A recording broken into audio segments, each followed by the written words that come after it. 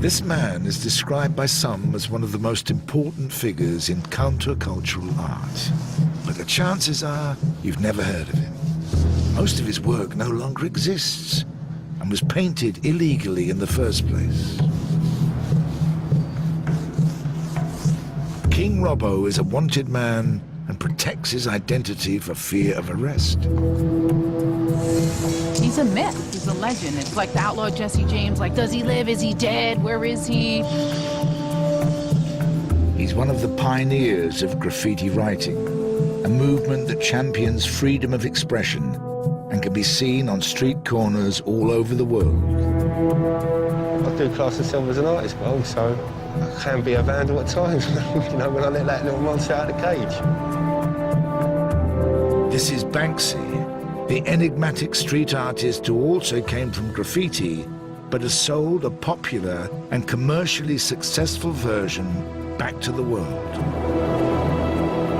Counterculture's against hedge fund managers and bankers, you know, and they're the ones who don't buy Warhols and Picassos anymore, they buy Banksys. But while Robbo's graffiti writing is reviled and criminalized, Banksy's street art is feted by celebrities and endorsed by the authorities. There's someone saying, clean it off, and if it's a Banksy, leave it. The differing treatment of Robbo and Banksy is symptomatic of a wider battle between street art and graffiti, and until recently, both men were a universe apart. That was until one of them committed an act deemed so hostile it shocked the graffiti world. It's caused fights. Blood is drawn for the disrespect that it caused. And started the most divisive art feud since Matisse and Picasso. It is a graffiti war. He started it, and, you know, I'll carry on until I'm finished.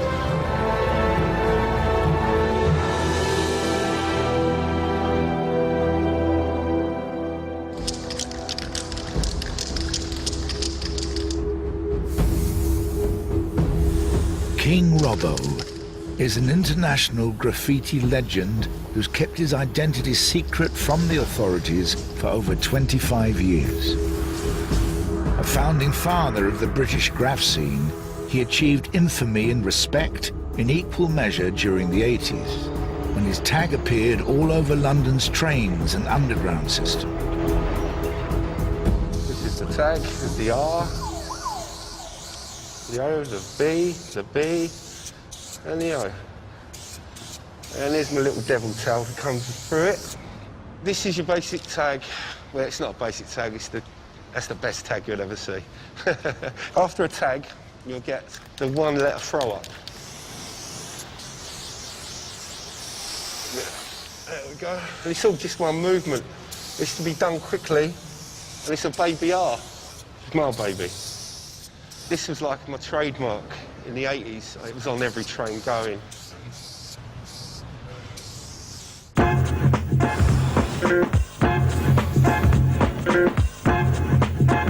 When graffiti first came across the Atlantic, it was seen as another unwanted social ill imported from America.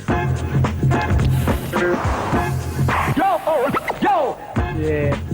For the teenage Robbo from a tough London council estate, bombing the trains was the way to raise a big middle finger to authority, as well as an opportunity to get his art seen by as many people as possible. An art gallery on wheels. And for a graffiti writer, that's the ultimate goal, is to do the trains. If you've got a piece running across London, you've got hundreds, thousands of people who are going to see it.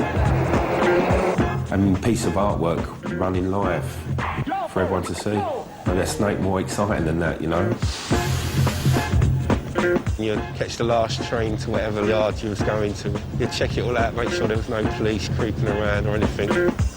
Under the cover of darkness, usually very little light, you'd go to work doing your pieces.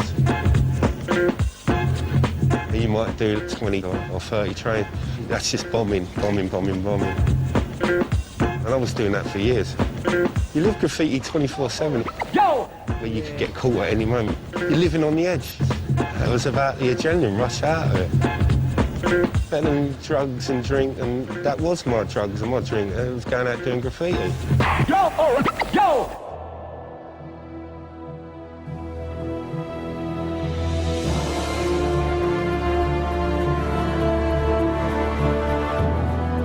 Robbo's talent and ingenuity made him the undisputed graffiti king in London in the 80s and early 90s. The reason Robbo has got so much respect is because he worked out how to get in pretty much every train yard in London, you know, before anyone else was going to any of the yards. He was the one who worked out, you know, how to get in, how to get out, how to do it properly. He was the one who smashed it all city. Like, you can't really have any more respect for anyone, and anyone who's got the most remote idea about how graffiti works would automatically know that.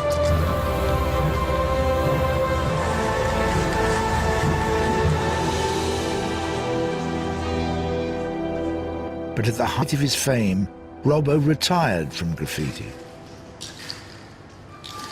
I painted all the trains in London. I got up all over London. I was all city. I'd been all over Europe painting trains, and I've been to America and painted trains in New York. You know, I couldn't really take it much further. It was sort of time to sort of grow up and be responsible. I couldn't afford to get arrested and go to prison, because who's gonna support my children when I'm in prison? I'm no good to them there, so that's when I'll give up. All of his work gradually vanished from the walls and trains of London, except for this piece. Painted in 1985, underneath the British Transport Police headquarters on a barely accessible spot of Regent's Canal, it stood largely untouched, becoming the oldest piece of graffiti in London and a testament to Robbo's legendary status. Even in retirement, Robbo was revered by new writers coming onto the scene. But then one night, he met a young artist from Bristol called Banksy. So I was at a place called the Dragon Bar down Old Street. I was introduced to a couple of guys, and they was like, well, it's such an honour to meet you and stuff, you know, they was paying respect. When I was introduced to Banksy, I went, oh yeah, I've heard of you, mate, how you doing? And he went, well, I've not heard of you.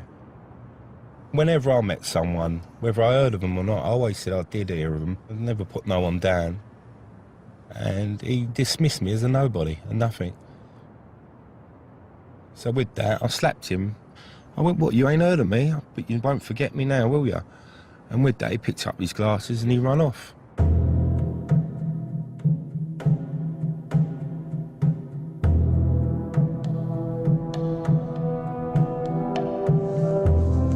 Ben Ine is a graffiti writer turned street artist who has worked with both Robbo and Banksy. He's aware their differences are more than just personal. I knew of Robbo a long time before I met him. He was definitely one of the graffiti writers that I would kind of look up to. I've been out painting with Banksy a few times. Different doing street art than doing graffiti. Going out with Robbo, it'd be like a can of paint and just trying to do tags in places when people aren't looking.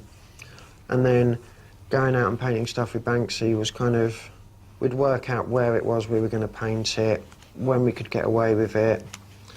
A lot more thought went into it, a lot more preparation. Banksy didn't seem to make much of an impact as a graffiti writer, so he tried something different. Stencils. Sometimes of rats and human figures, sometimes of images borrowed from popular culture. I think what Banksy does is clever. You know, it appeals to people, it's funny, it's kind of vaguely political, you know, and he presents it in a way that is acceptable. With any kind of subculture, people want to buy into that, and he's done it very well.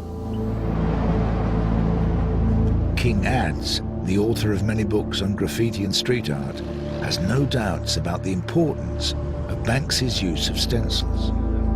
Stencils have had an unbelievable effect on street art. If it wasn't for stencils, I wouldn't be here talking to a national broadcaster about what was essentially defined as vandalism. Banksy turned to stencils because it was quick, because it stopped him getting caught, and to quote him, it made a picture of a bunny look hard. Stencils took the street art from the street and put a price tag on it, made people want to invest in it. But while Banksy's work gained mainstream popularity, respect from the graffiti world was not forthcoming. Stencils is cheating. Why did he say it was cheating to do a stencil?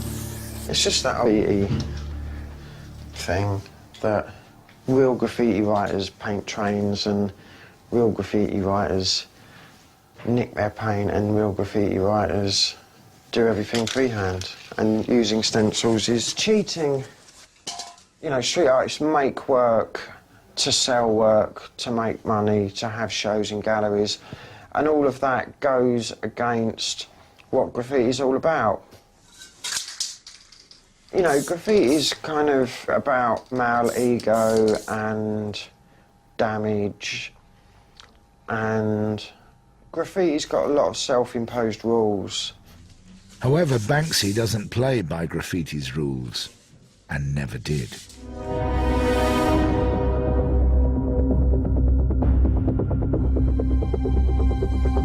In this book, published in 2009, Robbo told the story of the Dragon Bar fight for the first time, some 10 years after it happened.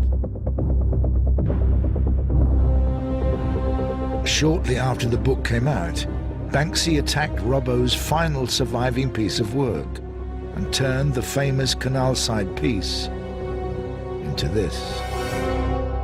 I was angry that he'd crossed the line by wiping out a bit of history. He took an iconic piece and used it to his own gains. That's a no-no.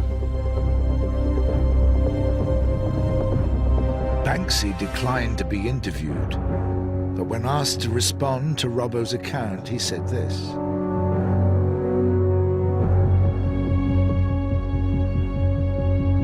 Banksy also supplied this photograph and says the canal piece was in such a bad state he didn't realize he was painting over a piece of London history.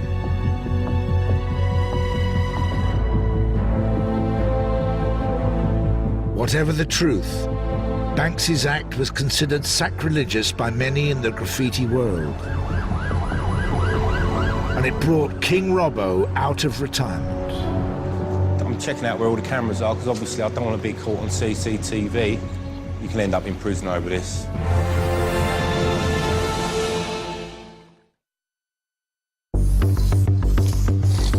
Graffiti writing has a strict code of conduct. One of the most important rules is that you never incorporate a piece by another artist into your own work without their permission. As Banksy did to Robbo. Well, for a piece to exist for 25 years in central London is like an Aztec temple or a Mayan ruin. Robbo's old piece was there for years. It was like an institution. That was just downright wrong. That is a calculated diss. The thing about graffiti is that it's territorial. It's like a dog pissing on a lamppost, you know, it is. Robbo's piece had been up since the 80s, and Banksy came along and toyed with it. In the graffiti world, Banksy doesn't have the right to come and do that. With us graffiti writers, there is a code of conduct, and if you was going to go over someone, you'd totally get rid of that piece and produce something new there. You want to incorporate their piece into yours. If you do that, you're asking for trouble. Robbo was so incensed by Banksy's disregard for the rules of graffiti, he decided to fight fire with fire. This is where the artistic side of that argument developed. Within a week, I come back, I jumped on a lilo. It was Christmas Day morning, about 5 o'clock. I was drenched and freezing cold, and I converted his wallpaper paster into him putting up King Robbo. And then he put the FUC in front of the king, so it was fucking Robbo. So I thought I'd come down here and get rid of the FUC. But now he's just had enough and he's painted over it. It may have been Banksy or his fans, but the graffiti war continued along the canal. Banksy put quite a good one, actually. It was, I don't believe in global warming. Blanked out the global, and I turned it into war, so it said, I don't believe in war. And next year I went, it's too late for that, Sonny. He painted over it all and then put a bird with a roller head. And then I come back and I put, he's not the Messiah, he's a very naughty boy. Robbo, Team Robbo. Team Robbo, it stands for anyone that believes Banksy done a wrong move by using someone else's artwork. And once you agree with that, you're Team Robbo. It's a loosely knitted thing. It ain't a crew where you got to be invited into it. This one here had an huckleberry fin fishing and he pulled out a Banksy tag. I got rid of the Banksy tag and I put a placard up there saying street cred. He's not got no street cred with real rioters because they just think he's a sellout who lives off graffiti. When I put a street cred, he put a no fishing sign. It's just pretty lame, really. What started off as tit-for-tat one-upmanship between Robbo and Banksy degenerated into a wider battle of vitriol and personal insults between Team Robbo and Banksy's fans. Then Robbo called into question Banksy's artistic integrity. He nicked the rats from Blek the Rat from France. He was the original rat stenciler. So I thought Banksy the Rat, so everyone gets the connection with Blek and Banksy.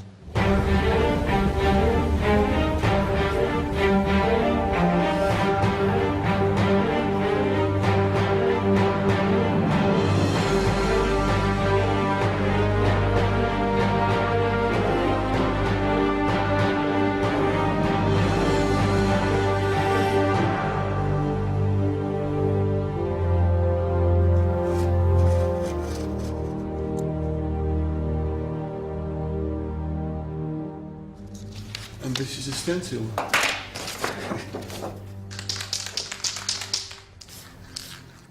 This is my original rat that I used to spray in the streets of Paris in 1981. As an art student in the 70s, Blek visited New York.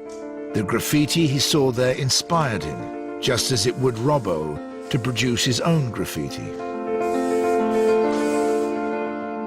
But Blek wanted to create a new style.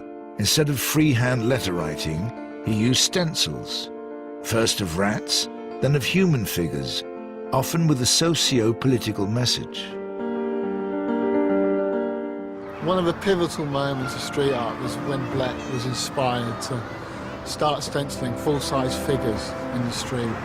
That's when street art began to find its voice. It wasn't a tag, it was saying something. It must have been insane walking through Paris in the 80s and you turn a corner and there across the street would be a figure. It's almost ghost-like. He didn't know what was going to happen. He didn't know that in 20, 25 years he was going to be hailed as the godfather of street art. He was just doing it.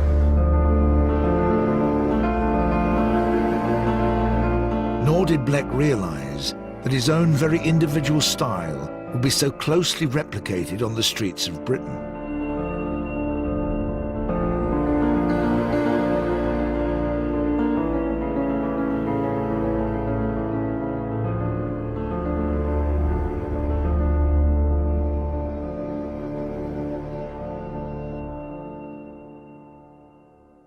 I used to make a lot of soldier.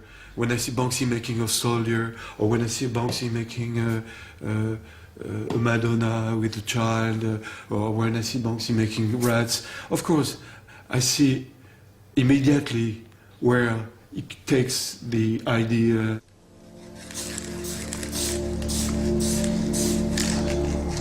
Banksy declined to comment on this, but in the past, he acknowledged his debt to Blek in a newspaper interview.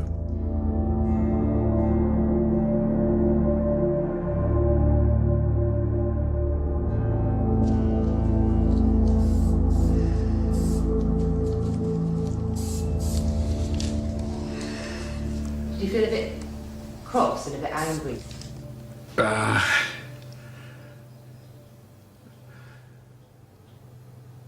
It's difficult to say, you know. A little bit, yes, of course, because when you're an artist and you use your own techniques, it's difficult to find a technique, a style, you know, in art. So when you have a style and you see that someone else is taking your style and reproduce it, you don't like that. I'm not sure about his integrity, you know. With the Banksy Robbo thing, as an artist, is that a very bad thing if you have a piece that's 25 years old? To have something paint over? Yeah. It's absolutely terrible.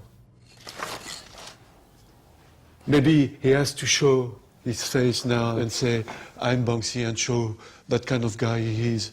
Because it's true that some people say, oh, Banksy is a prick, and other people have, a lot of young people, they consider Banksy like a god. Yeah.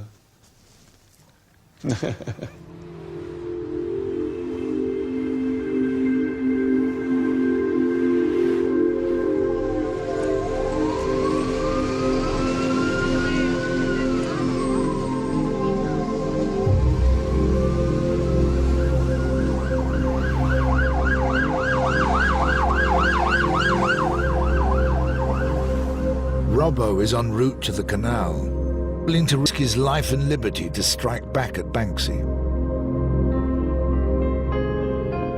You've got to jump around a spiked fence, and then cross the train tracks.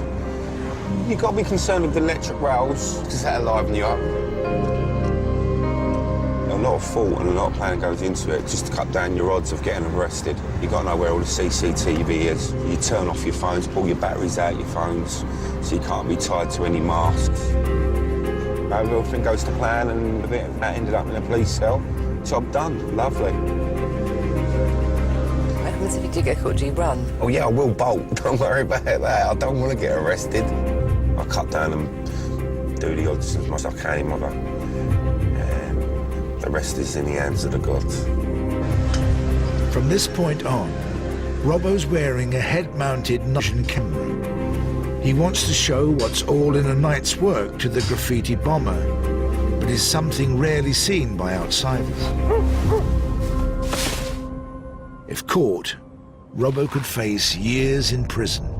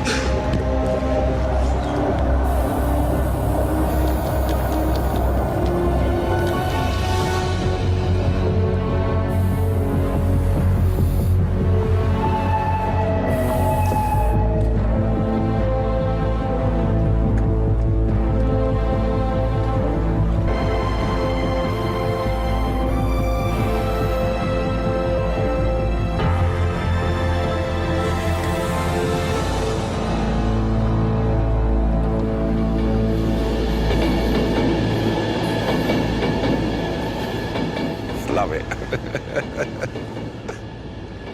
I love the excitement. I just got to let that little animal out of the cage now and again for the juices to flow, do you know what I mean?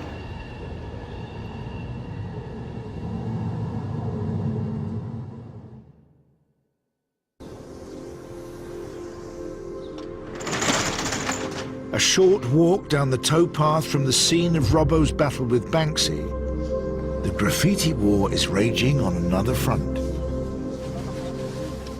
Within Islington, we're trying to make our borough as clean, green and as attractive as we possibly can. Our policy on graffiti is that we don't allow graffiti. Graffiti is criminal damage. So people who are spraying graffiti onto walls or tagging are committing a criminal act. Yes, we have arrested people. We've been successful in taking a few people to court. And 2 or 3 people have actually been sent to prison for the mindless vandalism that they've caused.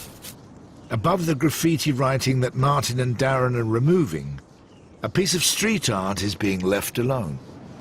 Some people might say they're more or less the same. Why are you taking one off and not the other one? Yeah, that is the argument with art, or what you call art or graffiti. I mean, to me, personally, you should remove everything, really. It's hard to decipher what is art and what is vandalism or criminal damage. If we come across a piece that we're not sure of, we have to take pictures and then give it to our manager, who will decide whether we can remove it or keep it. As the head of service, I do have some discretion, and with regard to street art, there are pieces of very attractive street art that feature in books and calendars and magazines and websites. With some of the Banksy work that we've got, my personal opinion is that they are very artistic. I genuinely believe that it does add value. So when you say add value, what does that mean?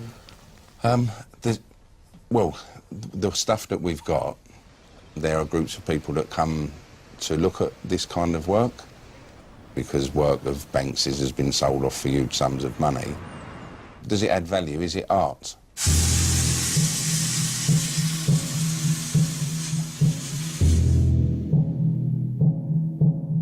Graffiti writers see the approach by councils across the UK as double standards. Writers routinely attack Banksy pieces in the street, leaving the onlooker in no doubt as to which guerrilla artists they support in the graffiti war.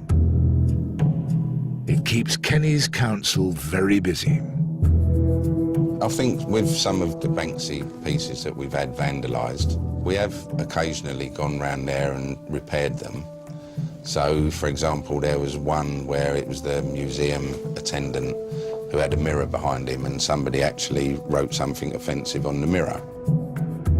We could have easily have just painted the mirror out with white paint or whatever colour paint it was, but then the piece wouldn't have made any sense. So what the guys carefully did was actually paint out the slogan or the rude word so that the piece was whole again. It's got to a stage where graffiti is still 100% outlawed and it's still illegal, unless you're Banksy, when it's celebrated and preserved. Which is, you know, that's good for Banksy, but it's kind of unfair on all the writers, because whether it is graffiti, whether it's street art, you know, when you come up before the judge, does the judge ask for a definition? Is he a graffiti artist or is he a street artist? Is he street artist? Oh, that's okay, we'll let you off. Graffiti? No. When asked to comment on being given preferential treatment, Banksy said this.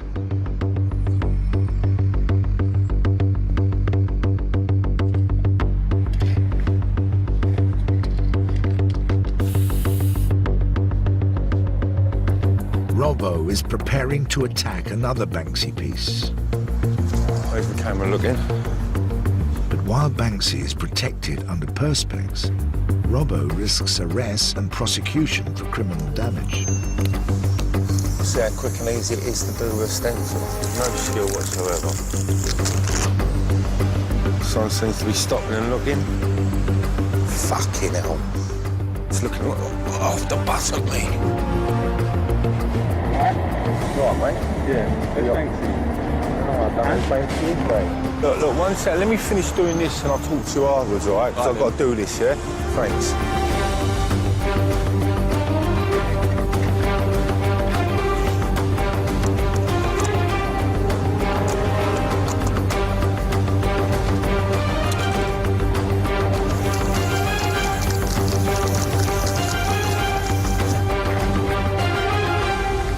It's as quick as easy and simple as that with a stencil.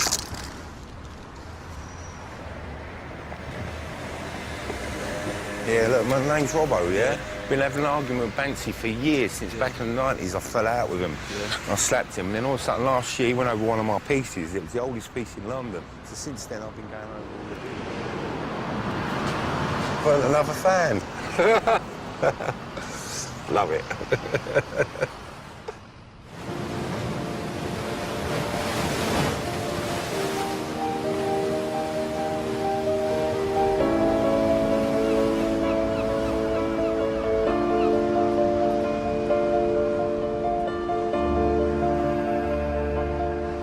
Why has it got perspex on it?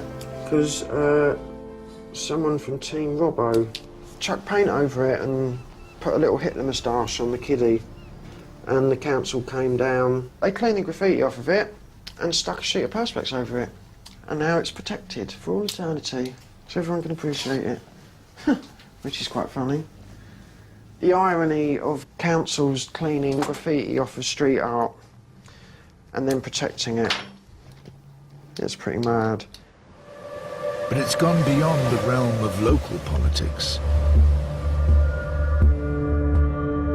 Barack Obama used street art to become president.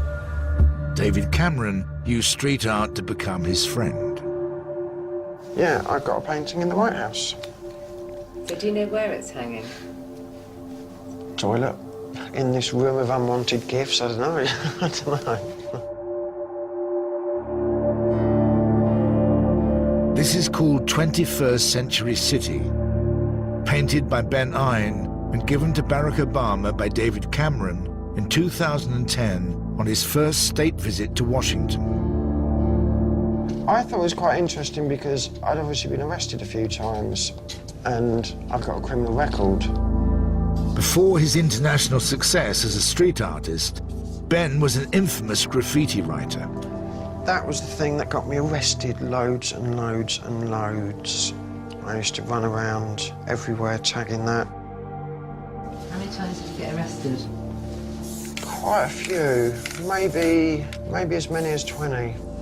I'd been arrested so many times and had so many fines that I was kind of giving the judge no other option but to send me to prison. Faced with a bleak future, Ben changed his approach. Gone was the hard-to-decipher code aimed at fellow graffiti writers. Here was a new style. Bold, giant lettering painted onto walls and shop security shutters. As Ben's work gained kudos around the art scene in London's East End, so did his freedom to paint wherever and whenever he liked. I've painted some really, really big walls that have taken days to paint, and I've painted them in broad daylight without permission. Because it was street art and not graffiti, I got away with doing it.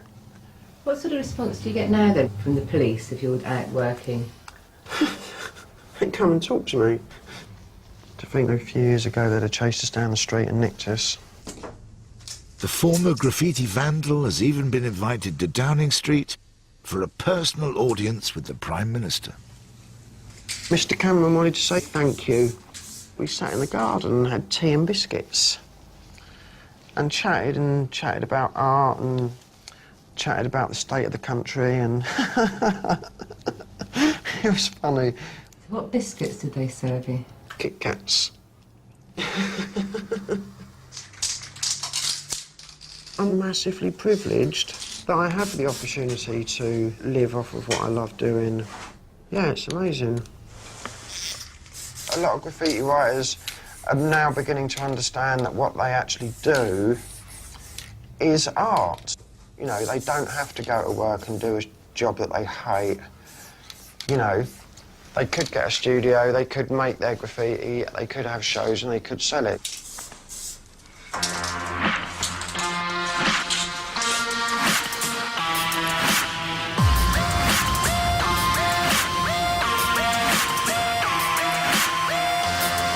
This is Mecca for the world's best street art and home to the galleries that bring it to a wider audience. An audience Robbo is now keen to engage.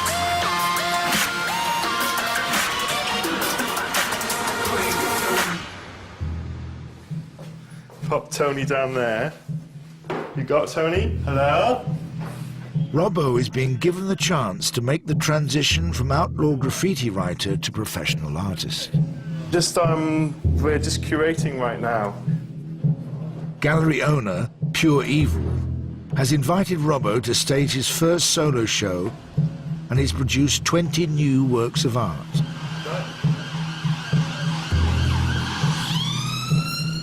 Tomorrow, they go on sale to the public. Oh, they do look nice up. You make an entrance, don't you? Make a big entrance. This gallery helped to establish Banksy as a selling artist. The fact Robbo is now exhibiting here has not gone down well with the stenciler's hardcore supporters. Banksy's fans, they're talking about coming to the gallery and flinging paint over all the artwork. Do you think they will come down and fling paint to them? Not when I'm here, they won't. I'm putting my head on the block because everyone's expecting graffiti and that, but I'm showing people that I'm more than just a graffiti artist, you know? Yeah, how bad would that be, making money out of something you love doing?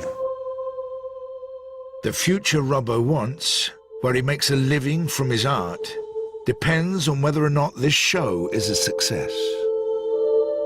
I'm on the eve, life-changing fucking experience, really. I never thought I'd ever do this. That art, when I was doing it, I never thought I'd see that in a gallery. I just want to see it on every train. Now look, it's hanging up. It's all about the art, baby. The art. I just hope everyone comes and has a good time, and, you know, with an open mind. Let me into their world. So that'd be nice.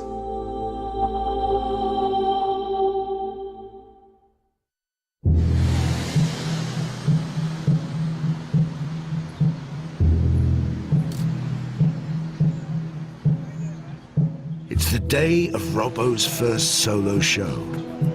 With so much riding on its outcome, he's waiting anxiously in a bar around the corner. I've actually had to borrow funds from people to make this work. I put everything into it now. I put all my time and money that I've not really got to do all the canvases and the painting. So I do need to sell something to make it happen, to pay back the bank manager.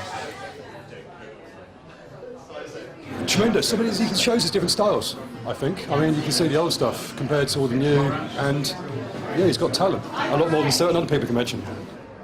I think if I was going to buy anything, I'd buy that one, definitely. And maybe that one.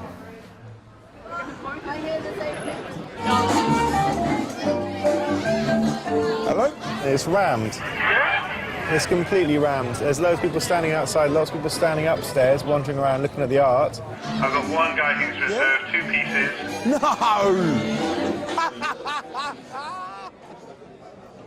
Also spotted in the crowd are 2 members of Team Banksy, a business associate and Banksy's PR agent. Excuse me, I'm sorry to interrupt. Can I ask what you think about Robbo's exhibition? I'd rather not. Is that right? Do you mind? I bet she's just come down to see if I'd used him in any way, shape or form. At the end of the day, all my stuff down there is not slagging off Banksy. Our war on the street is between us. All right, it's entertainment for everyone else, but when I do my show, it ain't about slagging Banksy off, it's about showing people I'm an artist. And that's what I've got tonight.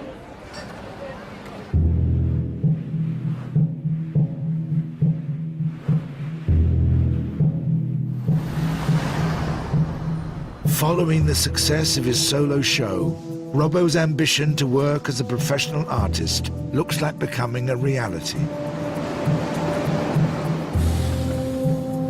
You know, I'm getting opportunities to do commissions all the time. I'm getting flown to Milan, Rome, Paris, like Berlin, this time New York. When you're an artist, you want people to see your stuff. And I used to use the tube system in London for that to happen. Now I'm doing galleries and I'm commissioned. Broader scope of people now know who I am because of Banksy, even though I don't think it was his intention. Because he went over my piece, it just gave me the kick up the arse I needed to get out there and do it, and I love it. Yeah, thanks, Mr. B.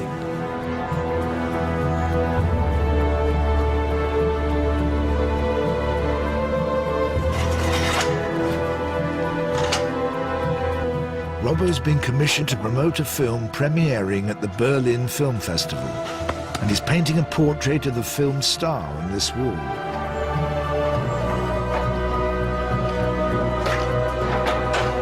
But even here, Robbo can't escape his arch nemesis. And it's right next door to Mr. B as well, so we'll see who's the best.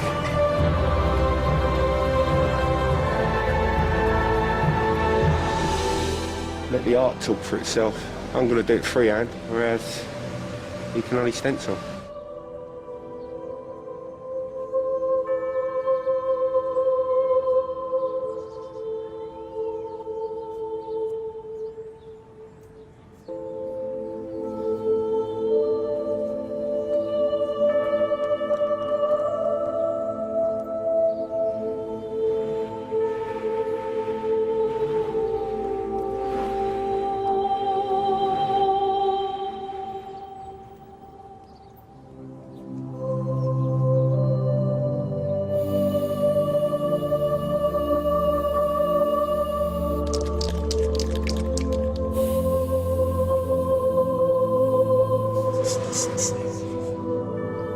It's stunning. I'm excited for her to see it. Very pleased. I mean, like, come on. Who wouldn't, right?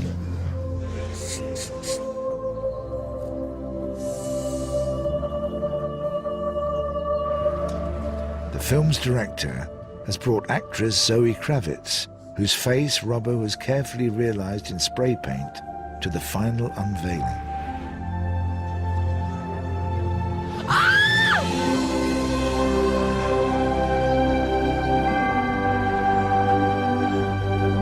Oh shit! That's amazing! That's so cool! Oh wow! Oh my god, it's so amazing! You know, he stands out for a reason, that his talent shows through his work, and you know, I think it's just the beginning for him, and I'm honored to be part of it.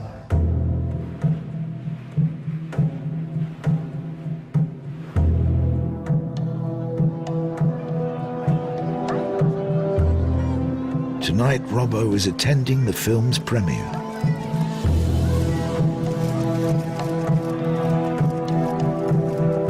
The only red carpet I've ever been on is during the 70s in my granddad's house. That's going to be a new experience. A boy from East London, he's on the red carpet in Berlin, hanging about with directors and stars.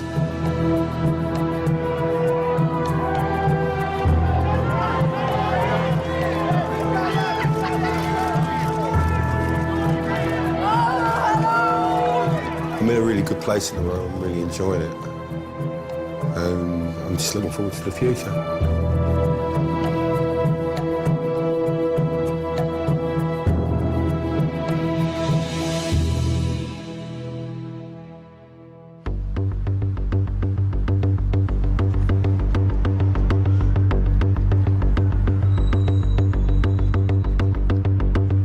Banksy's gone over my piece yet again, and he's replaced it by what you see over there. He ain't trying to be better than me with graffiti. He'll come and do something like that, some stencils and some chalk, you know. But, you know, I could do that. Who knows, I might even do it.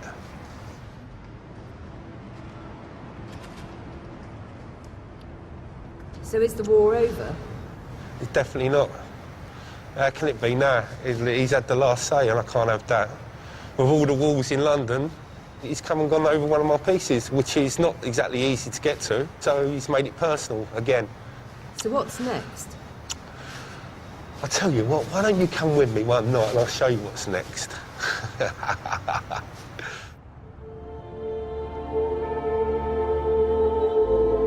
Robbo would never get his chance to retaliate against Banksy. Just days after this filming took place, he was found unconscious in the street with life-threatening head injuries. And he's been in a coma ever since.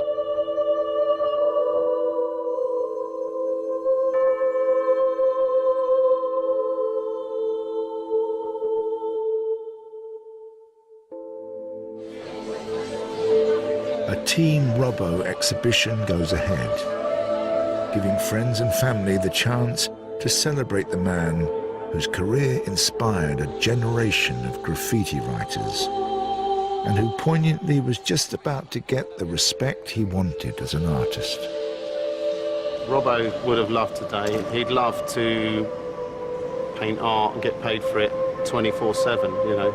And this is another step on the rung on his ladder of becoming a professional artist. I've known him years. He's a fighter. His time's not done. He's, you know, definitely not done. There's so much more for him to do. It's been overwhelming, the amount of support that we've all got, and you know, it makes me proud. He's loved. He's really loved by a lot of people.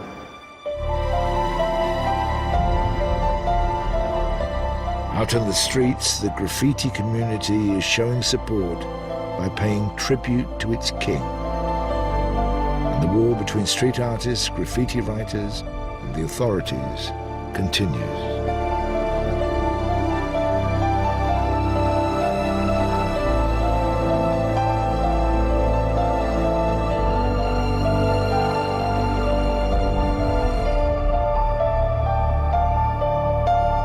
Take a look at the tit-for-tat graffiti wars for yourself in our galleries at channel4.com/graffiti wars. Coming up, how MCs can challenge your thoughts with their life of rhyme. Street Summer continues.